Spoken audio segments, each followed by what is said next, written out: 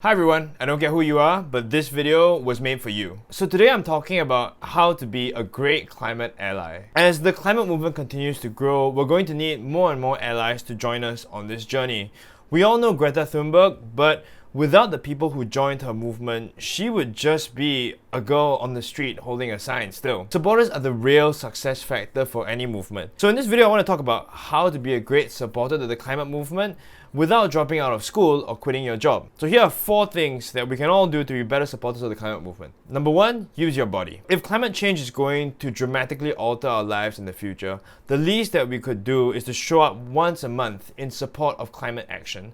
This includes attending talks, rallies, workshops, performances, events, anything related to climate change. And outside of the climate rally, many more climate-related events have started popping up here and there, and you can check them out on lepakinsg.wordpress.com, your friendly neighborhood environmental event calendar. Find an event, be there, make friends. If we don't show up to protect our own future, then we can't really expect these folks to show up and protect it as well. Use your body and some of your time.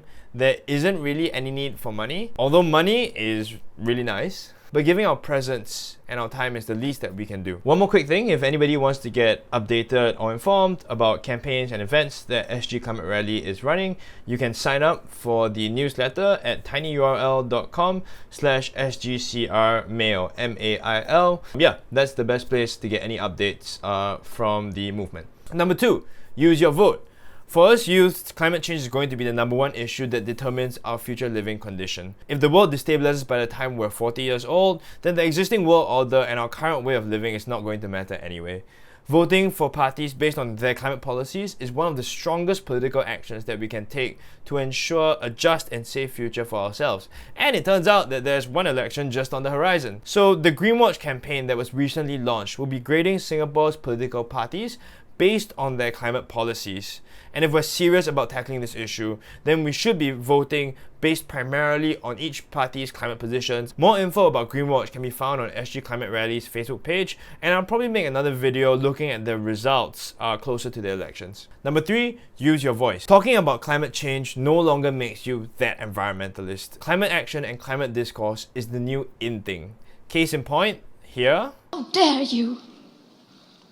You have stolen my dreams and my childhood with your empty words, and yet I'm one of the lucky ones. And here.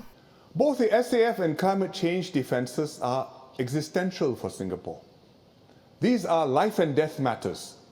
Everything else must bend at the knee to safeguard the existence of our island nation. And of course, with so many global climate disasters and the increasing threat to our futures, we need to use our voices to talk to our friends and families and convince them that climate change is the most important topic of all. The easy part is that you can literally pick any topic, and it definitely relates to climate change in some way. Are you having dinner with your friends? Well, the meat industry is burning up the planet and cutting down forests faster than Singapore is chopping down trees to develop HDBs. Your parents asking you why you came home so late? Ask them why the generation took action on climate change so late. Are you going skiing or diving with your friends? Well, tell them that they better take climate action if they want to be going skiing and diving in 30 years' time. Psychological research on climate change has found that people are most persuaded by the folks who look and sound like them. So cishet Singaporean males, I'm looking at you right now. Go find the people who most look and sound like you and tell them that the fate of our world is hanging in the balance. And then ask them to watch this video and ask them to watch all the other videos before this. Number 4, use your work. And this might be the most important point. Use the skills that you know best to combat climate change through the industries that you know best and work within. If you're a lawyer, that might mean offering pro bono work to climate groups. If you're a musician, we're dying to hear songs and raps about the planet. Shout out to Little Dicky for his wonderful piece of work. We love the earth, it is our planet. We love the earth, it is our home. We love the earth, it is our planet.